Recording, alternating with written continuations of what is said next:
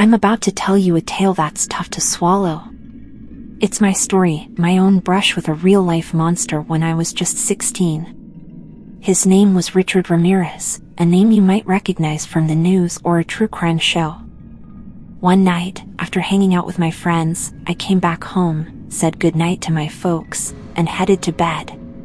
No clue about the nightmare that was about to hit. As I snoozed, completely unaware, Ramirez slipped into my room through the bedroom window I'd carelessly left unlocked. He brought with him a weapon, a tire iron. Just think about that for a second. An everyday object, meant to fix flats, turned into a tool of horror. I woke up, not to the chirping of birds or the morning sun, but to the thunderous blows of the tire iron smashing into my head. My world turned upside down in an instant.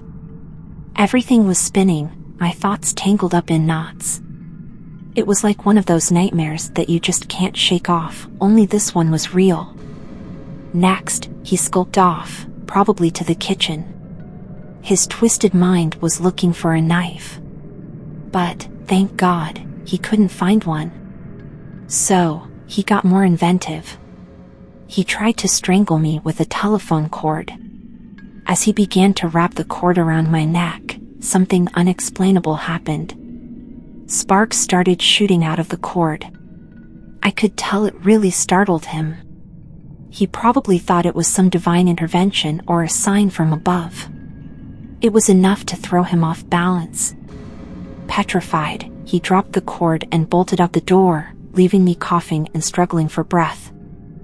I remember trying to call for my parents, my voice barely a whisper.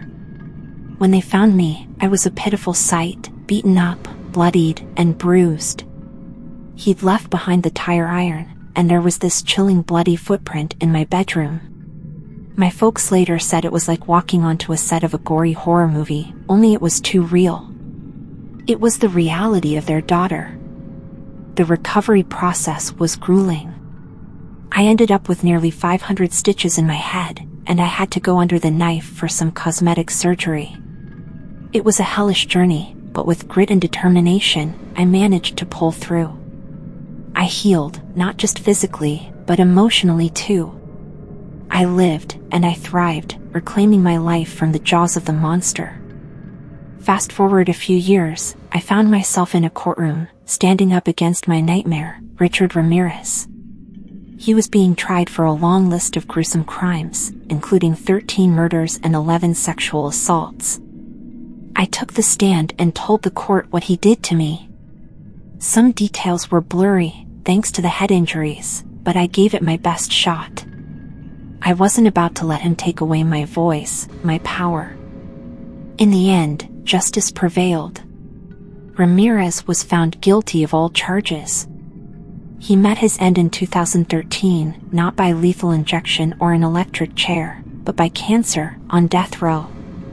I won't lie and say I was sad when I heard the news. So remember to lock your windows, keep your loved ones close, and don't let the fear of the night steal away your peace.